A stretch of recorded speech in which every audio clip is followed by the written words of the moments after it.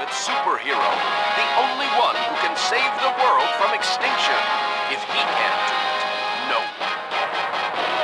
one can. Who? Me?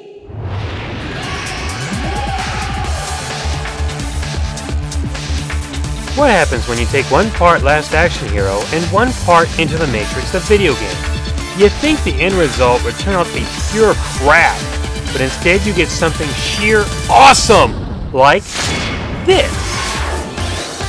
Viewtiful Joe. The game begins with Joe at a movie theater watching a classic movie of his favorite hero of all time with his girlfriend. But all his girlfriend wants to do is enjoy other things.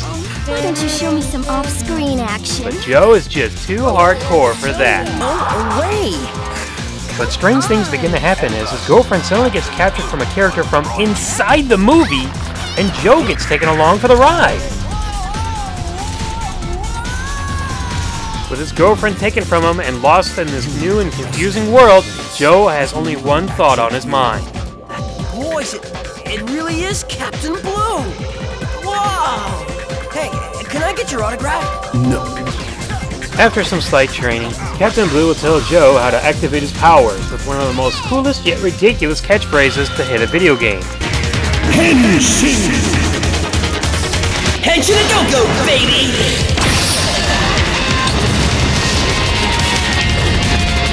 You want some? We'll come and get it! Viewtiful Joe plays like an old-school style 2D side-scrolling action beat-em-up game. Here's how combat works. When you see a skull, move the control stick in the opposite direction of where it is to cause your opponent to miss and usually get dizzy. When they're dizzy, you get a free opportunity to pound them down. How you want to is entirely up to you. Joe's powers involve slowing down time. Even Joe becomes slower, but his attacks become more powerful. Speeding up.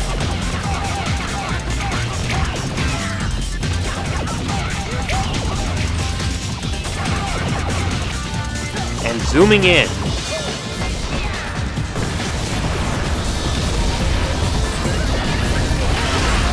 You'll have to be careful when using your powers though, as that blue meter up there will tell you how much power you have left to use your powers. Collecting those little blue movie reels will allow you to increase your power meter. However, it does take about 50 of them, so good luck scavenger hunting. Now, if this game was just pure beat 'em up, it'd still be a very awesome game, but they include puzzles that allow you to use your special abilities to solve.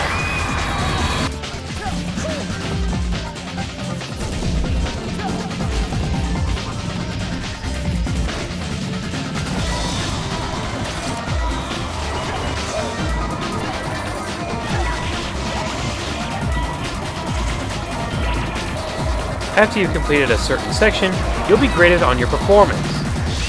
Why is that important? Well, the more V's, beautiful as you earn at the end of each world, will allow you to be able to buy more abilities, such as more health, increasing your health meter, buying specific items such as bombs and boomerangs, or being able to charge your powers faster, as well as being able to purchase new moves and abilities. But just because you have these powers, don't think the game's pretty easy. It's not. In fact, it can be very challenging, which is one of the best parts about this game. It's challenging!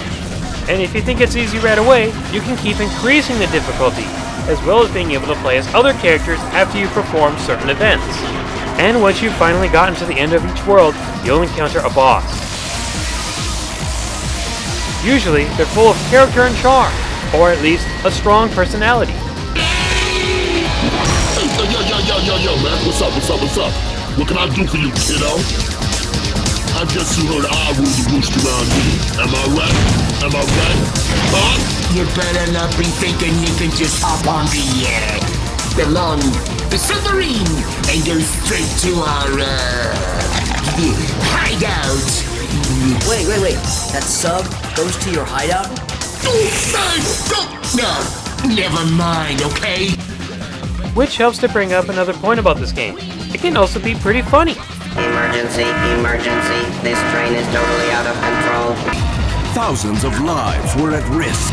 Joe had no choice but to abandon the search for Sylvia and race to rescue the innocents of Moo.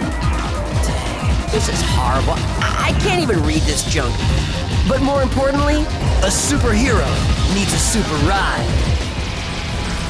Combining moves at different times and at different places is just so much fun. You're not limited to anything. You can pull off any kind of combo you want just by pressing the X and Y button.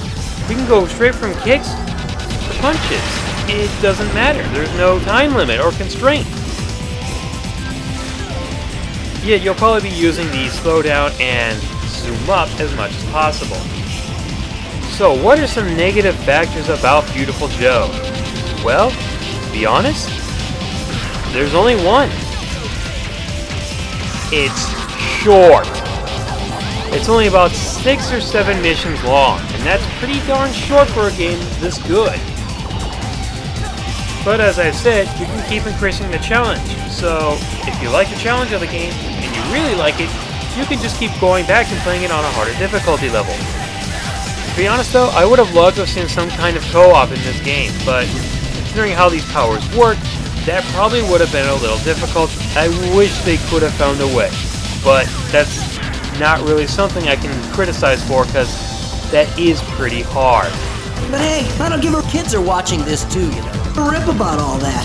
Stylish, addictive, and all-around fun, Viewtiful Joe is hands down a 5 out of 5. It's a great game to add to your collection.